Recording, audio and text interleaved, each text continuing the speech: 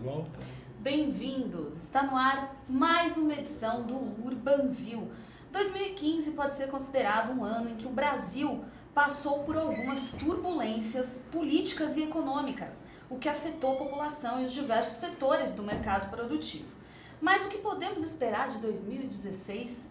Haverá uma melhora nesse quadro? Ou vamos ainda passar por momentos bem delicados? Bom, para fazer um balanço de 2015 e falar sobre as perspectivas de 2016, aqui ao meu lado, Tomás Assunção, engenheiro e CEO da Urban Systems. Obrigada pela presença, viu, Tomás?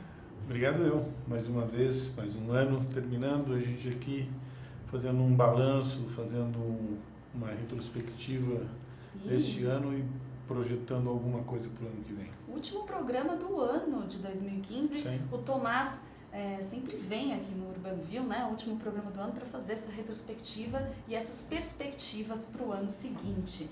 Bom, lembrando que você que nos assiste ao vivo pode mandar seus comentários e suas perguntas para o e-mail urbanview@urbansystems.com.br.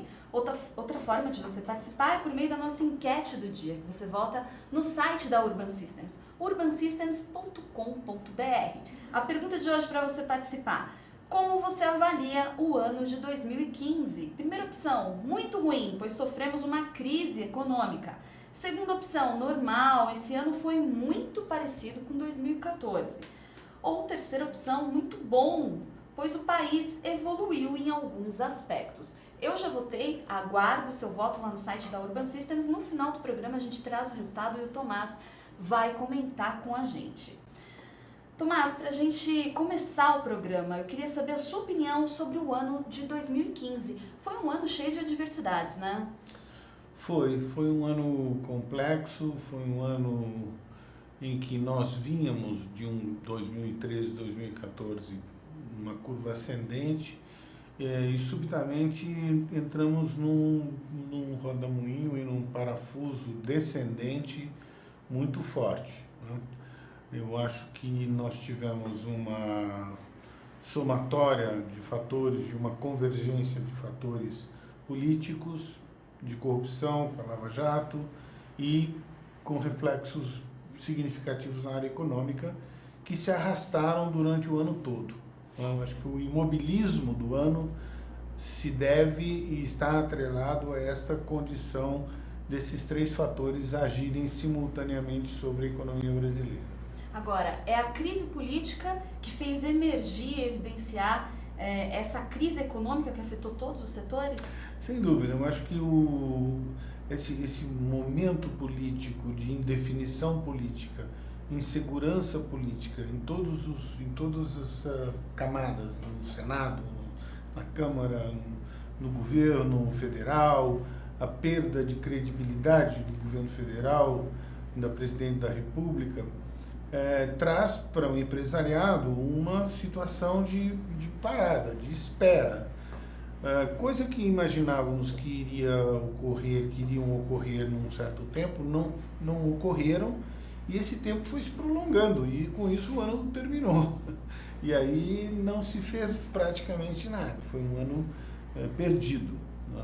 E aí tudo isso está diretamente relacionado à questão dos investimentos também, sem não é, dúvida. Tomás? Quem tem algum investimento para fazer, fica esperando, não, vou esperar que modifique esse cenário. O cenário não se modifica, não faz o empreendimento, não faz o trabalho, a economia não gira, né? A economia precisa de uma dinâmica de motricidade, e ela não tem. Então, isso faz com que você tenha uma estagnação econômica, reflexo de uma estagnação política, de definição política. Agora, pergunta de $1 milhão. Quais são as fases e as soluções, né, ideais para que o país volte a crescer em 2016, na sua opinião? Eu acho que em 2016 ele não volta a crescer. Eu acho que ele não volta a crescer em 2016. Os especialistas estão dizendo de 2 a 3 anos para começar esse processo, é isso?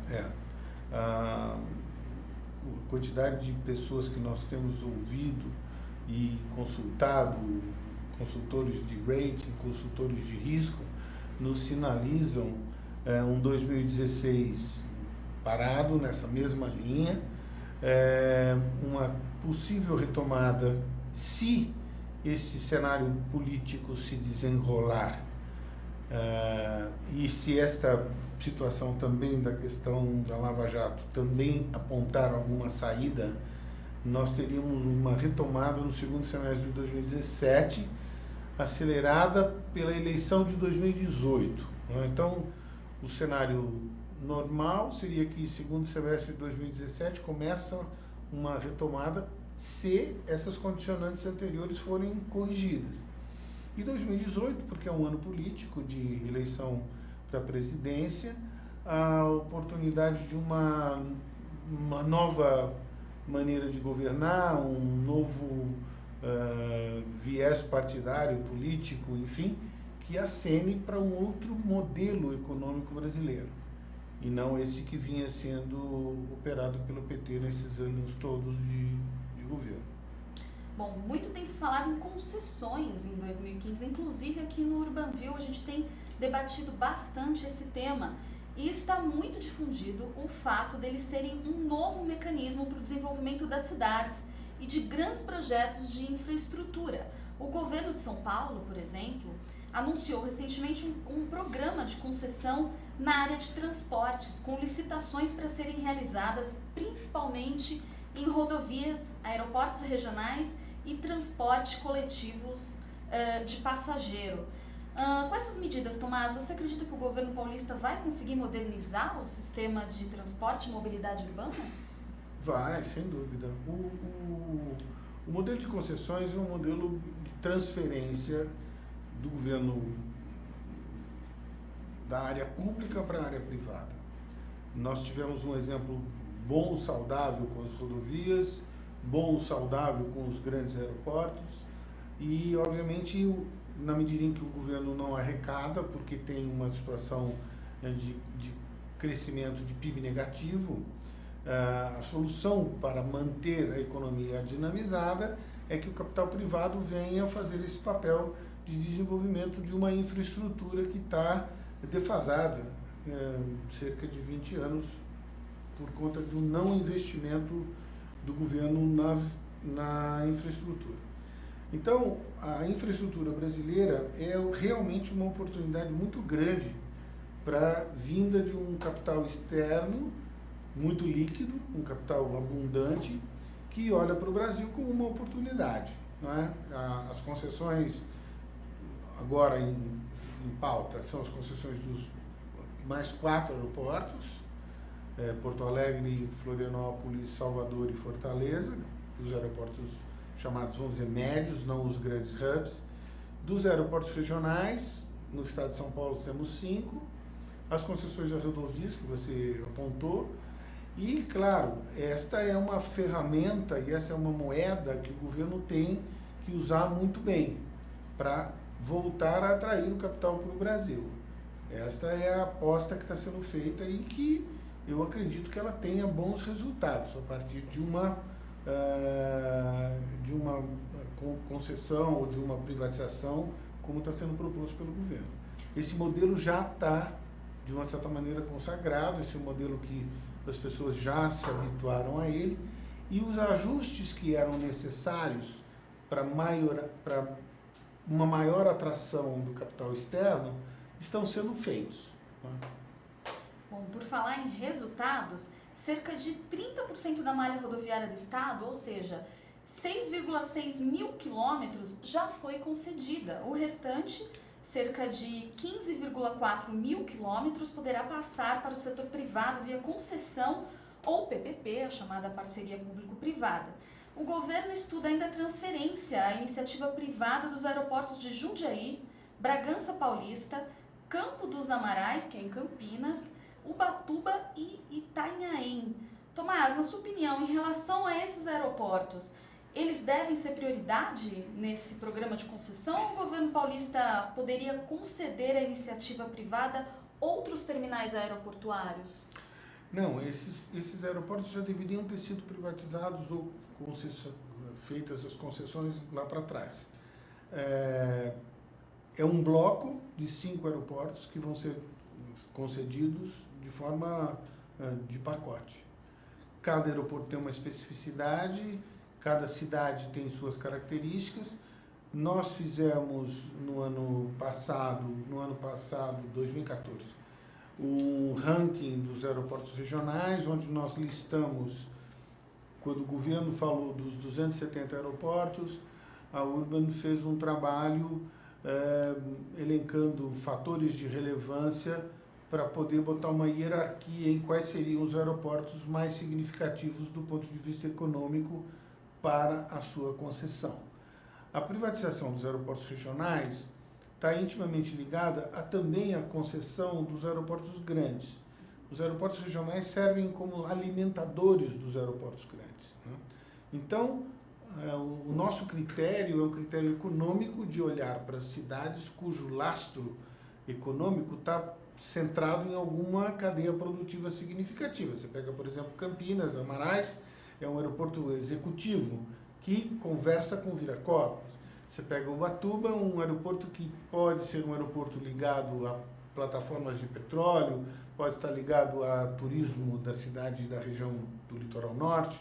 Então, cada cidade, cada região traz consigo uma estrutura econômica que sustenta aquele desenvolvimento e aquela privatização e aquela concessão. A iniciativa privada só tomará posse deste aeroporto fazendo uma proposta pautada nesta condição econômica de sustentabilidade. Caso contrário, vai dar vazio.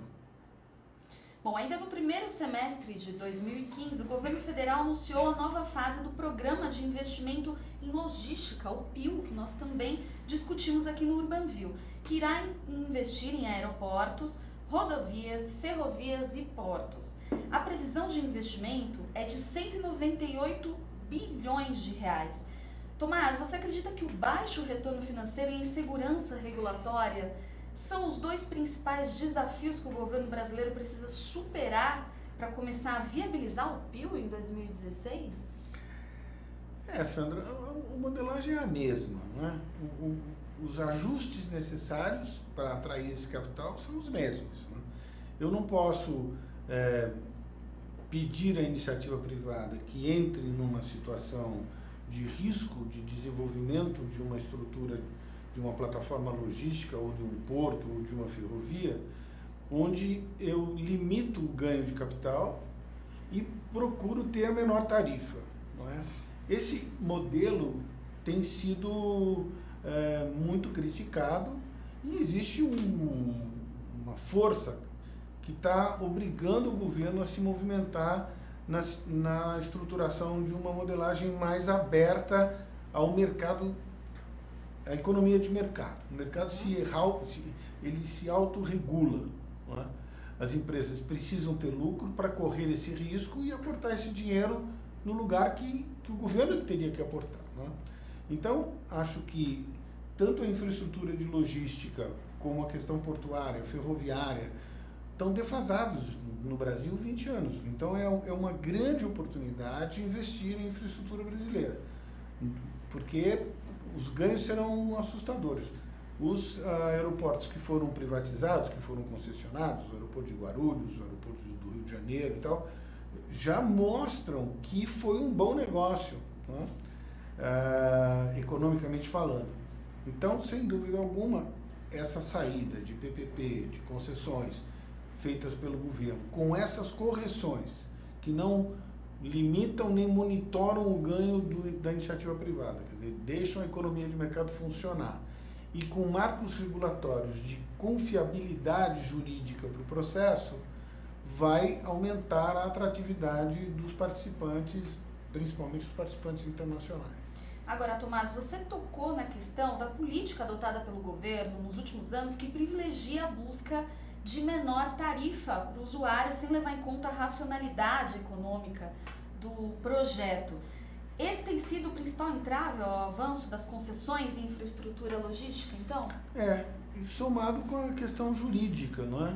A insegurança jurídica que as agências regulatórias, né, transferem. Então, você não sabe se o governo não vai mudar a regra do jogo no meio do caminho, como foi feito, por exemplo, com o setor elétrico. Isso traz para o mercado internacional, para o mercado globalizado, uma insegurança muito grande, não é? eu vou arriscar a vir para o país num projeto que tem uma duração de 30 anos ou mais, e eu ter o risco de, no meio desse caminho, juridicamente, o meu contrato é alterado, faz com que as pessoas fiquem extremamente reticentes. Pois é, exatamente o que a gente estava conversando antes do programa começar, que a insegurança jurídica, aliada à insegurança política, causa a falta de investimento, justamente isso. Exatamente. O Brasil é um país que não passa desapercebido na comunidade global e dentro da economia global, né? Ele tem um tamanho e uma escala continental que, por mais que nós cometamos erros, a gente não passa desapercebido.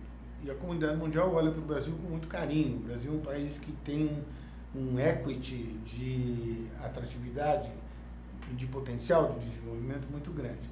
E eu me lembro, em 2012, 2013, viajando para fora do país, o Brasil era olhado e enaltecido. Oh, que bom que vocês estão lá numa ascendente. Foi aquela capa da Economist do Cristo decolando e tal.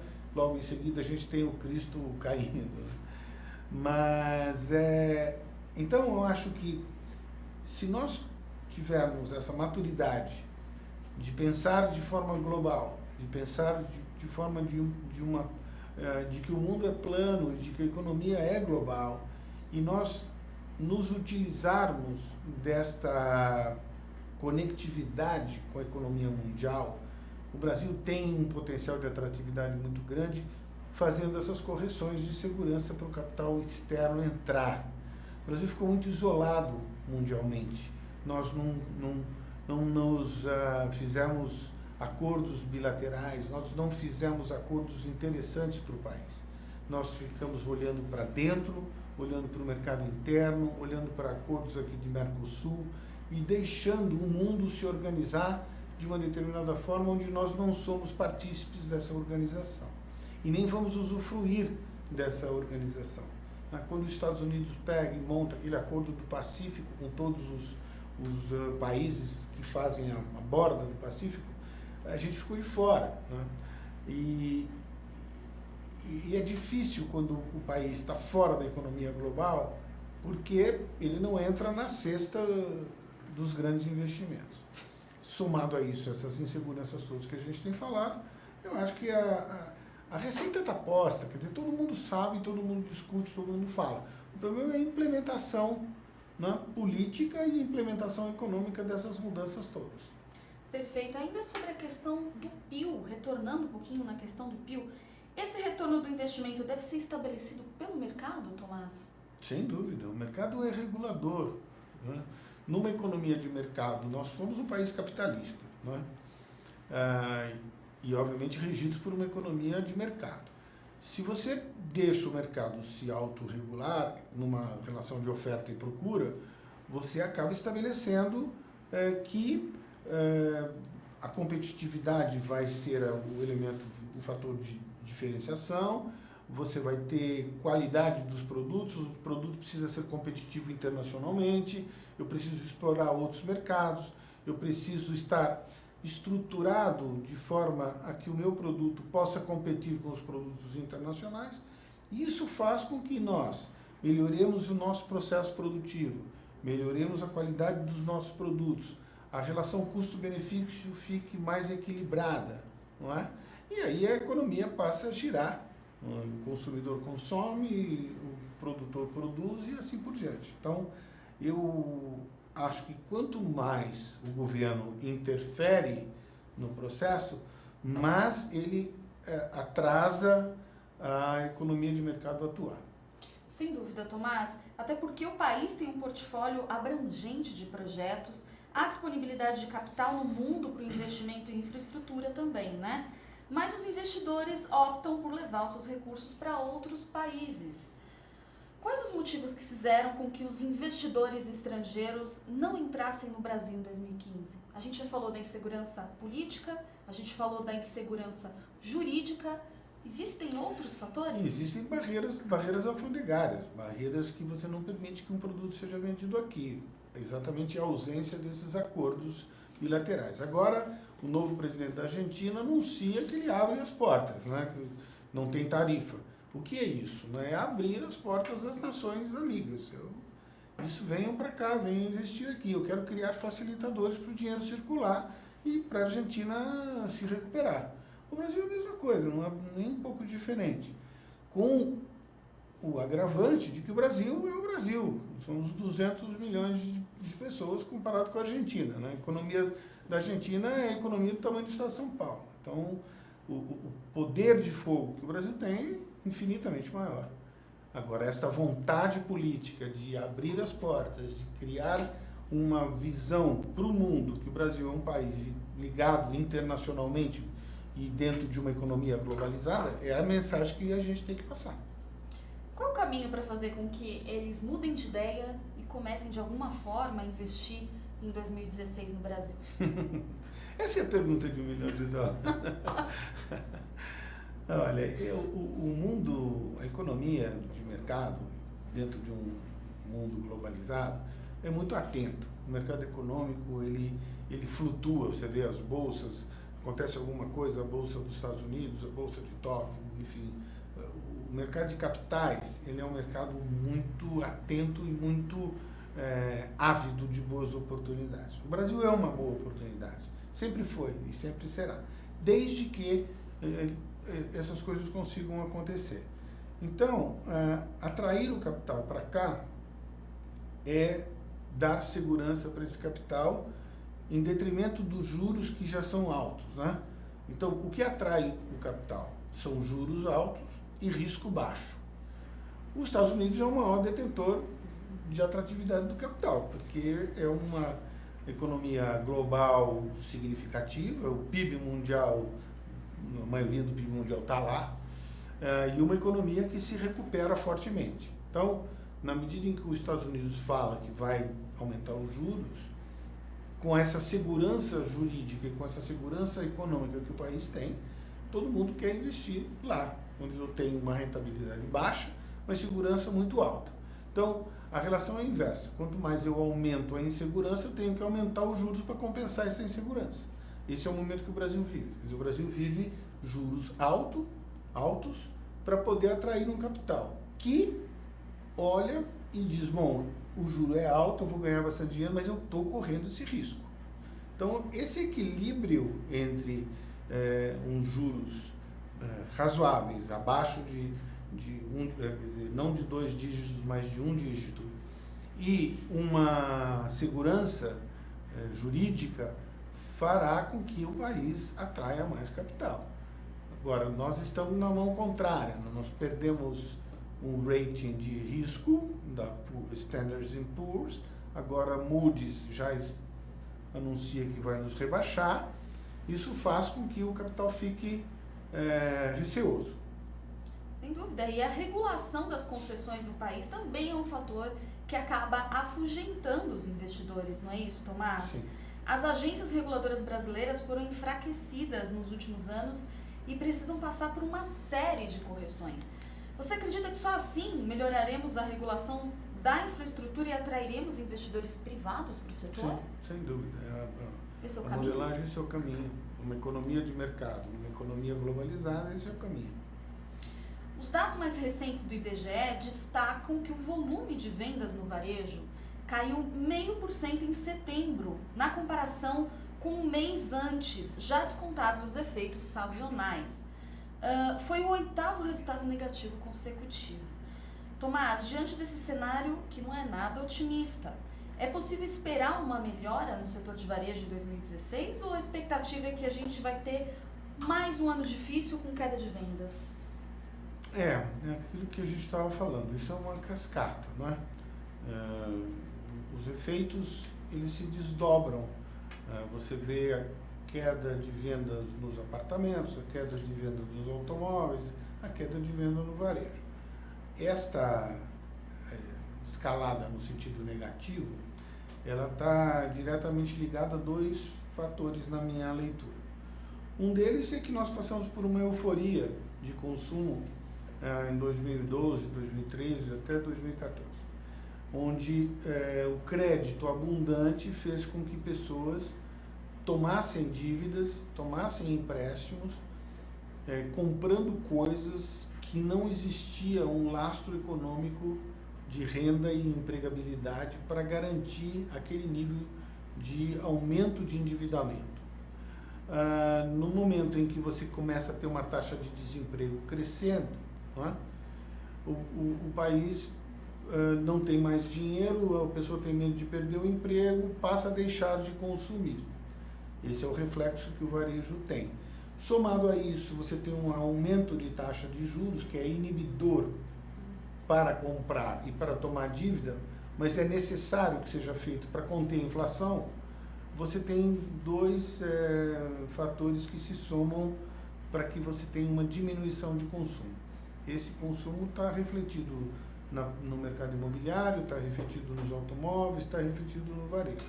É uma lógica que está delineada pelo desenho que o governo está impondo ao país. Então, você tem taxas de juro alto para segurar a inflação, com isso você não consegue tomar crédito, e como você tem uma taxa de desemprego alta, começa a ter, chegando quase a 2 dígitos, nós vamos ter esse medo de comprar, de investir. Então eu fico quieto ali no meu canto. É natural, essa retração. A retração é natural. Eu tenho mais alguns dados aqui, olha só. Na comparação com setembro de 2014, as vendas do varejo diminuíram 6,2%.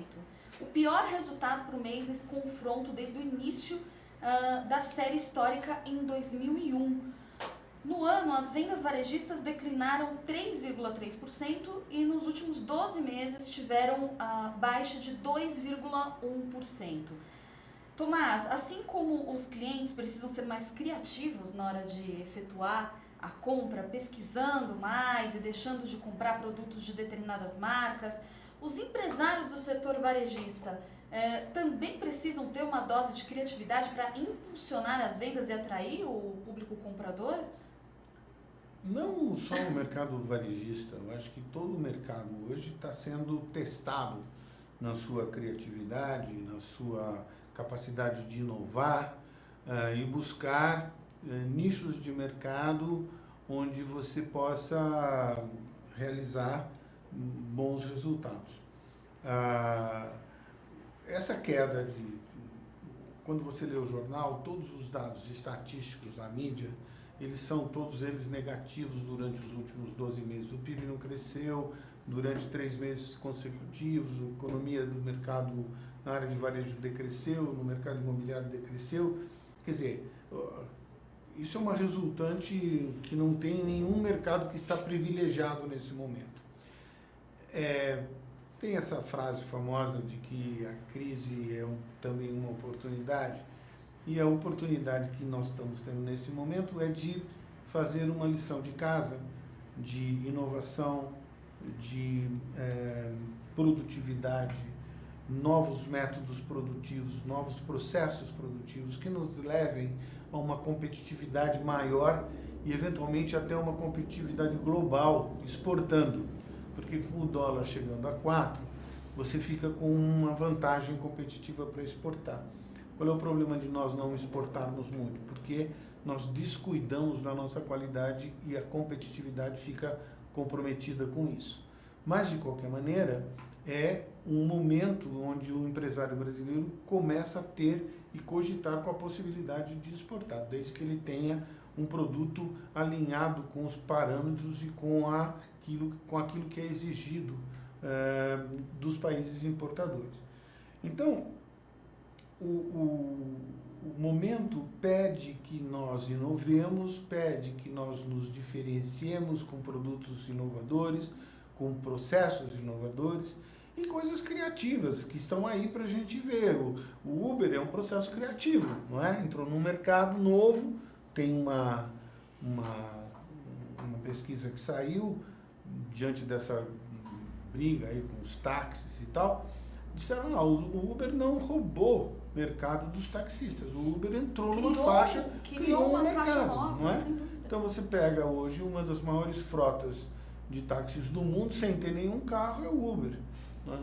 Você pega o Airbnb, alugando quartos de hotel, quartos privados, dentro de uma lógica de uma receita adicional à sua renda mensal, faz com que exista um reboliço no mercado de hotelaria no mundo por conta desse criativo Airbnb colocando oportunidades no mercado a preços competitivos. Você fica num hotel, você fica num lugar maravilhoso, numa casa ou num apartamento, por um preço infinitamente menor do que você ficaria num hotel.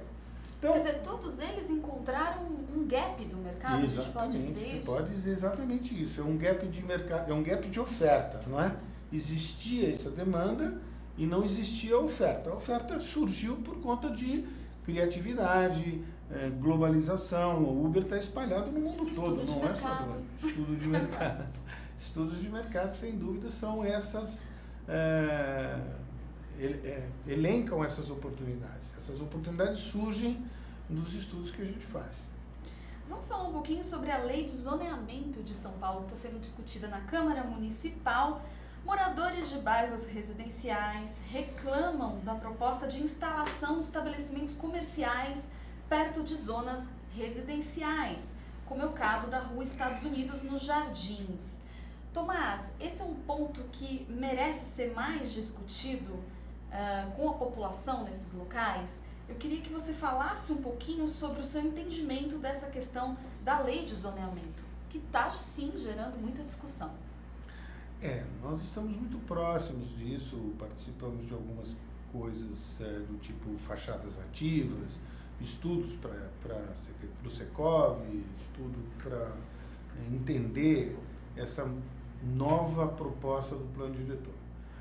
No meu entendimento, o plano diretor é um plano muito bom, um plano criativo, um plano moderno, atual, contemporâneo, que está vigente em diversas cidades do mundo, cidades exemplos, cidades como Barcelona, cidades como Londres, Amsterdã, Vancouver. Então,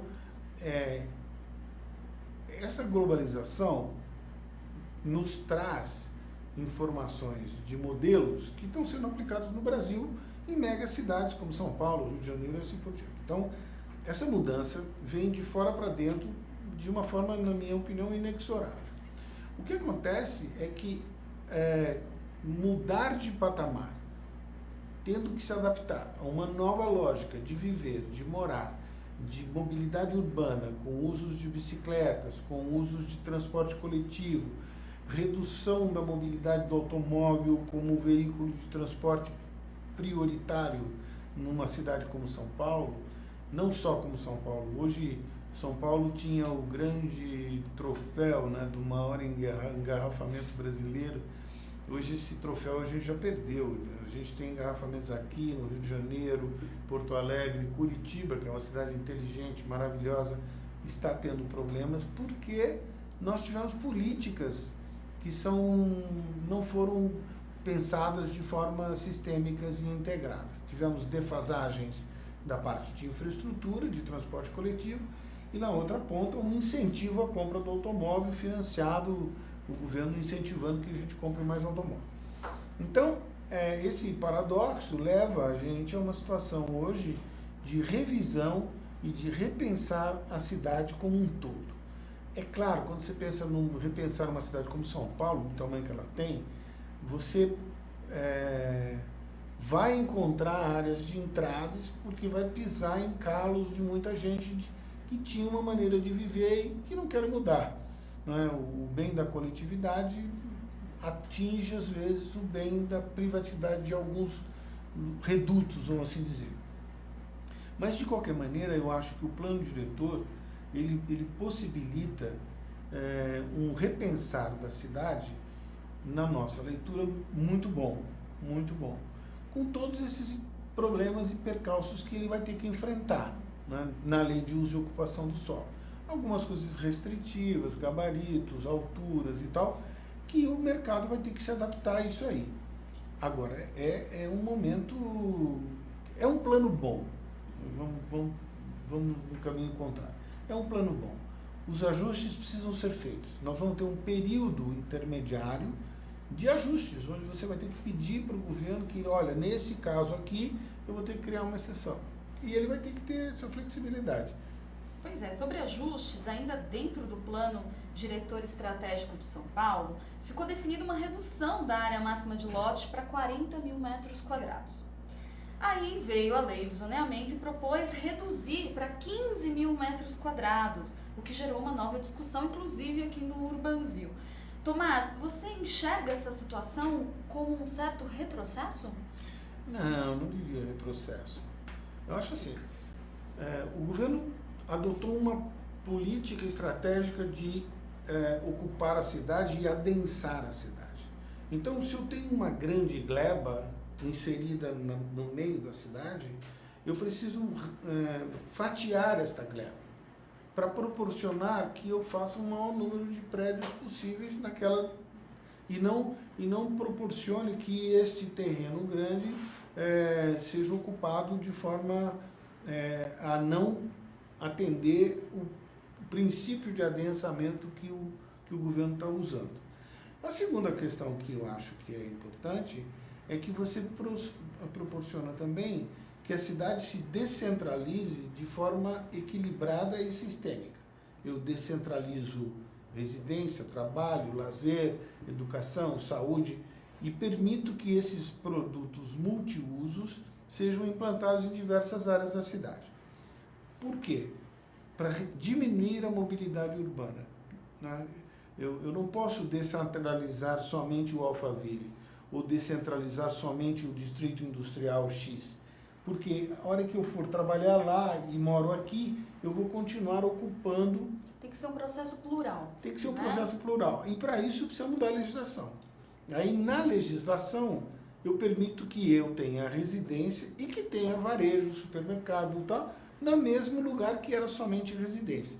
Para quê? Para que eu incentive a caminhada a pé, para que eu incentive a caminhada, a mobilidade por bicicletas, por um transporte curto, de percurso curto, de ônibus ou de micro-ônibus. Quer dizer, eu me sirvo de todos os modais de transporte para favorecer a acessibilidade com redução de mobilidade. Essas duas palavras são meio assim, um truque, né? Todo mundo fala muito em mobilidade, a gente está falando de mobilidade para proporcionar acessibilidade. E eu quero ter acesso a varejo, educação, saúde, lazer, trabalho e moradia numa área geográfica compatível com um deslocamento pequeno, que interfira pouco na minha qualidade de vida. Qualidade de vida hoje é uma busca ansiosa de qualquer pessoa, né? Quando nós temos na Urban uma série de entrevistas sobre qualidade de vida e moradia, e a gente percebe que a qualidade de vida é presente em todas as camadas sociais. Não importa se você mora no Minha Casa Minha Vida, você quer, ao lado do Minha Casa Minha Vida, você quer trabalhar numa coisa perto, você quer que tenha creche para o teu filho. Então, esse mesmo anseio se repete nas classes mais altas. Eu quero ter um supermercado perto, quero ter perto da escola do meu filho, não quero submeter meu filho a sair de manhã e ficar 2 horas no trânsito para ir para a escola ou para voltar da escola. Então, o plano diretor e a lei de uso e ocupação do solo vão nessa direção, vão ao encontro de suprir esse sistema equilibrado, de uma centralidade equilibrada em alguns lugares da cidade. Eventualmente pegando uma área que é estritamente residencial, a hora em que eu transformo esse corredor num corredor com a possibilidade de, além de residências, você ter comércio ou você ter escritórios, existe aí um chiado da população que mora ali há muitos anos e está acostumado com aquilo lá. E isso é uma ruptura. E é uma ruptura cultural de viver numa cidade inteligente. A nossa cidade não é uma cidade inteligente, ela precisa se tornar cada vez mais inteligente nesse aspecto de mobilidade, de acessibilidade e de uso racional do solo. A gente está falando em qualidade de vida, uso de bicicleta, e eu tenho uma pergunta do Adriano Santos. Ele pergunta o seguinte: Tomás Assunção, o município de São Paulo vai investir 80 milhões em ciclovias. 80 milhões em ciclovias até 2016. Ele quer saber a sua opinião sobre o assunto. Olha, Adriano, a ciclovia é uma realidade mundial, né? Todo mundo que vai para a Europa, vai para Nova York, ou vai para o Canadá, ou vai para a Holanda. Amsterdã é uma cidade cujo veículo principal é a bicicleta. Vancouver foi eleita a melhor cidade, a cidade mais inteligente do mundo do ponto de vista de mobilidade. E a âncora desse prêmio é exatamente o uso da bicicleta, é o uso da caminhada a pé, é a restrição da entrada do automóvel em algumas áreas centrais e assim por diante. Londres é a mesma coisa. Barcelona é notória, uma cidade que hoje é muito citada como um dos exemplos de intervenção urbana das mais maduras do mundo. E que essa intervenção vem ocorrendo desde 1900 e nada. Né? Enfim, a ciclovia em São Paulo, ela veio se somar aos modais existentes. E veio se somar a algumas regiões foram altamente beneficiadas.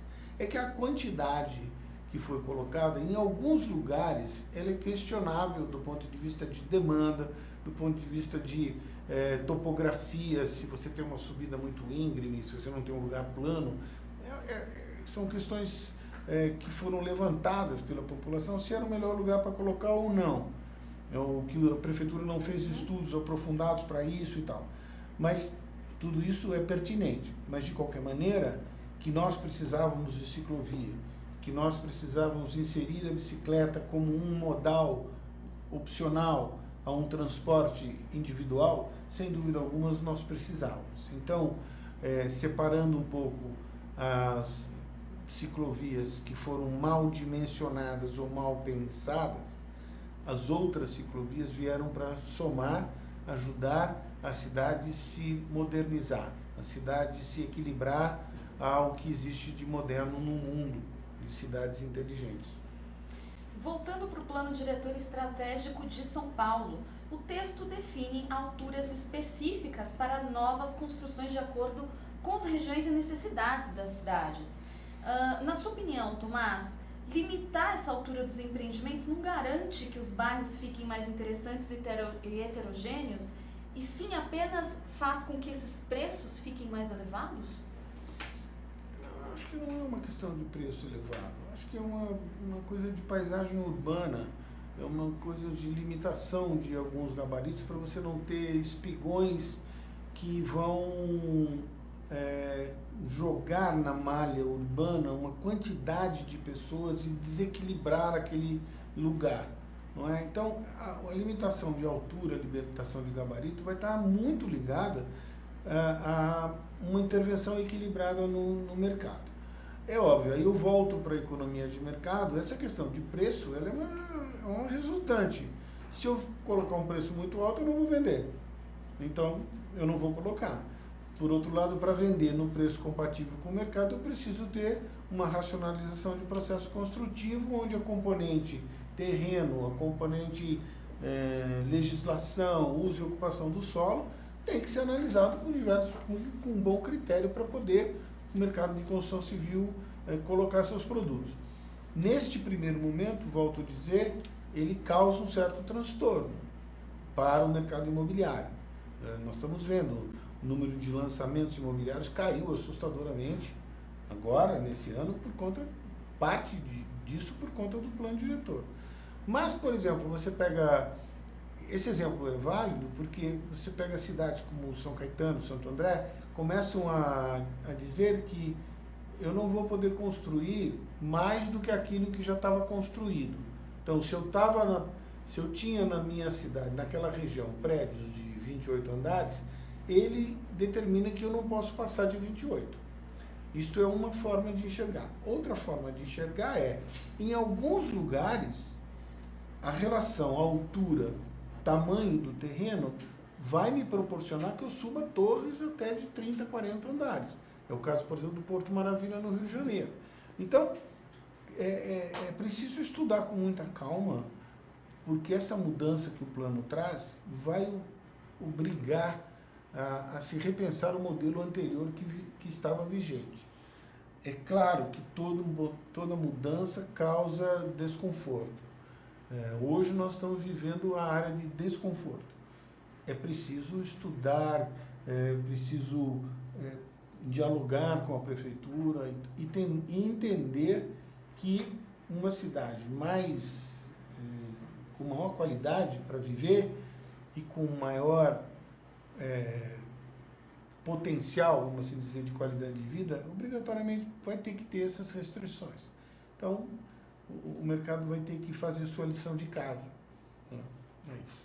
Agora, você acha que para compensar essa crescente perda do poder de compra dos consumidores, a estratégia adotada pelas empresas será diminuir um pouquinho a dimensão aí dos imóveis, produzindo ou afastando até mesmo essa produção para regiões periféricas ou até para municípios vizinhos, como é o caso de Jundiaí, Campinas e região?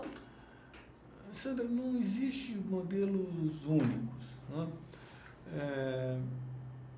A relação oferta-procura, quando eu produzo um apartamento menor, eu estou, na verdade, atendendo uma demanda que existia e que no modelo anterior não me permitia que eu fizesse um apartamento daquele tamanho. Então, hoje, ficou na moda apartamentos menores, estúdios e assim por diante. Nós já tivemos moda de condomínio clube, nós já tivemos moda de... as varandas gourmet, varandas gourmet, já diminuiu também. Essa coisa que você coloca, de que ele vai procurar um terreno em outra cidade, numa outra legislação que permita ele a construir diferentemente do que ele construiria em São Paulo, vai levar ele a uma relação também de custo-benefício, porque nessa cidade o preço do imóvel não é igual ao preço de São Paulo. São Paulo desculpe, São Paulo é uma cidade que tem preços de mercado muito bons. Então, a expectativa do mercado de construção civil é sempre vir para São Paulo, para fazer prédios que valham ou que tenham um valor grande. No interior, os valores serão menores, embora o terreno custe menos, embora eu possa aproveitar mais o terreno. Mas o que rege isso é uma economia de mercado, de oferta e de demanda. Os nossos estudos mostram oportunidades e vazios que não estão sendo ocupados pelo mercado, né? E a gente entende que este novo plano vai poder proporcionar uma coisa interessantíssima, que é a revisita, eu tenho defendido isso diversas vezes, a revisita do mercado imobiliário para áreas da cidade que foram esvaziadas. Da mesma maneira que a Berrini cresceu e o que a Zucre Zaidan, que era uma área industrial, passou a ter escritórios porque as indústrias se moveram para o interior, você tem áreas da cidade que são maravilhosas e que podem ser revitalizadas. Esse plano permite isso. E que você, nestas áreas, construa uma série de produtos que existe demanda, a infraestrutura está lá colocada, tem ônibus, tem metrô, tem varejo, tem escola, tem tudo.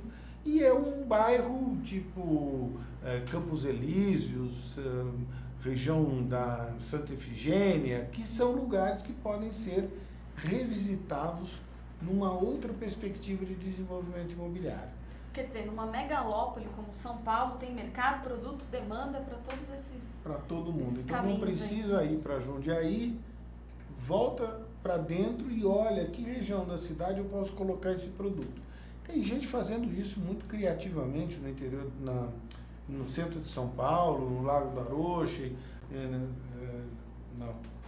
em alguns lugares perto da Praça Roosevelt, que já estão se tornando ícones e referenciais de Baixo Augusta, modelos como esse. Então,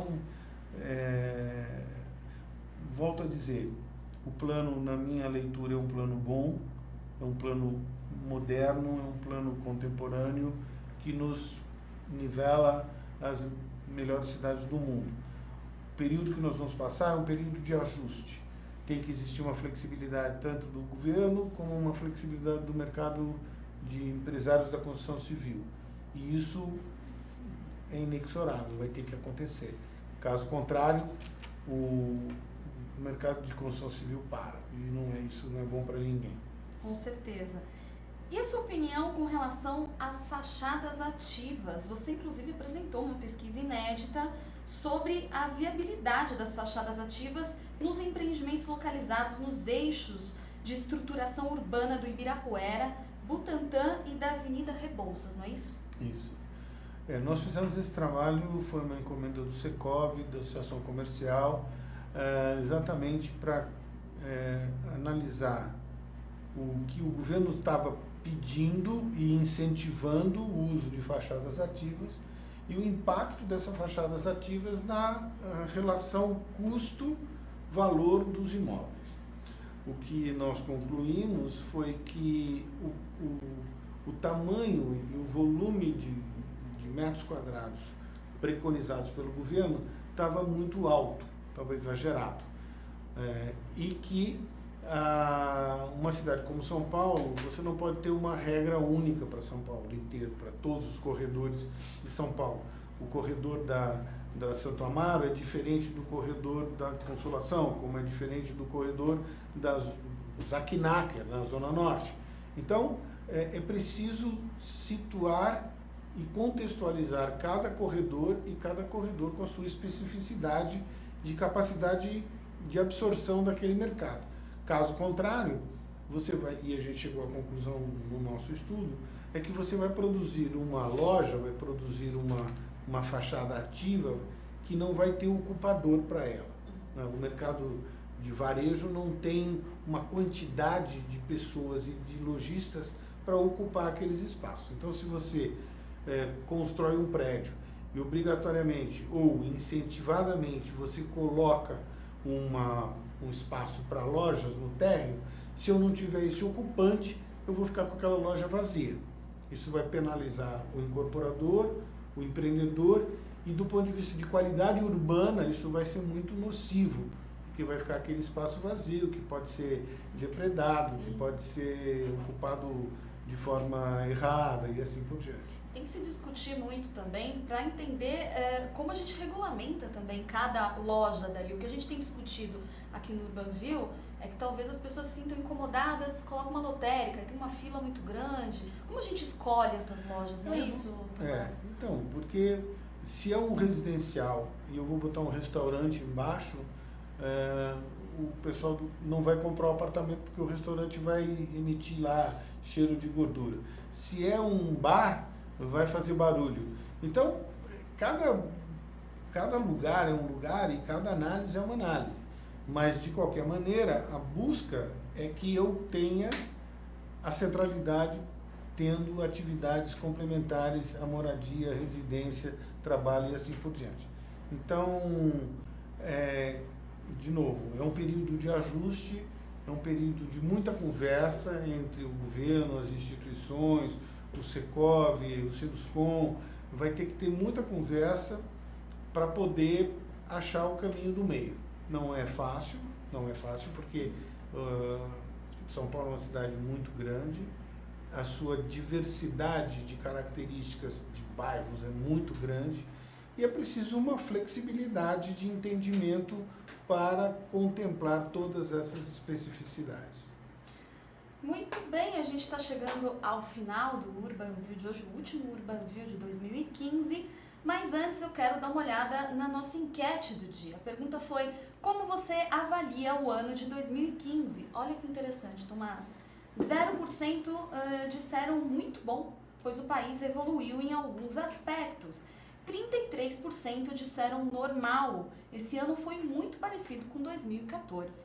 E a maioria, 67%, diz muito ruim, pois sofremos uma crise econômica. Quer dizer, existe essa percepção das pessoas que sim, estamos vivenciando uma crise aí.